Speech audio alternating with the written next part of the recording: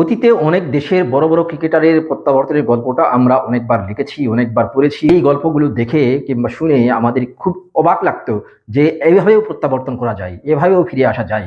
বাংলাদেশের কোনো ক্রিকেটার কেন সেটি পারেন না? তবে মাহমুদুল হাসান জয় সেই আক্ষেপটা ঘুচিয়েছেন। তিনি কিন্তু বাংলাদেশের টেস্ট দল থেকে ছিটকে পড়েছিলেন, যেহেতু ধারাবাহিকভাবে তিনি ব্যর্থ হচ্ছিলেন। কারণ সর্বশেষ 30 ইনিংসে মাত্র 3টি 50 করতে পেরেছিলেন।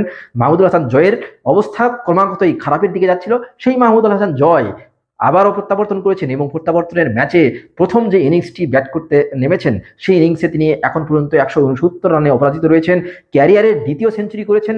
দ্বিতীয় সেঞ্চুরিটি শুধু করেননি, এখন পর্যন্ত বাংলাদেশের টেস্ট ইতিহাসে ওপেনার হিসেবে টেস্টে দ্বিতীয় সর্বোচ্চ রান। তামিম ইকবাল 206 রানের একটি ইনিংস খেলেছেন, কিন্তু সেই সুযোগ রয়েছে মাহমুদুল হাসান জয়ের সামনে তামিম ইকবালকে ছাড়িয়ে নতুন একটি রেকর্ড গড়ার। তো মাহমুদুল হাসান জয় সেটি কি পারবেন? আয়ারল্যান্ডের বিপক্ষে সিলেট টেস্টে বাংলাদেশ দ্বিতীয় দিন যে 1 উইকেটে 338 রান করেছে, এর পিছনে মাহমুদুল হাসান জয়ের এই দুর্দান্ত ইনিংসটির অনেক বড় ভূমিকা রয়েছে। কারণ তিনি প্রথম উইকেটে সাদমান ইসলাম অনিকের সাথে 168 রানের একটি জুটি করেছেন, যেটি কিন্তু গত 10 বছরে বাংলাদেশের ওপেনিং জুটিতে টেস্টে সর্বোচ্চ রানের একটি জুটি। এই মাহমুদুল হাসান জয় তিনি কিন্তু 150 রানের পরে একটি ক্যাচ দিয়েছিলেন।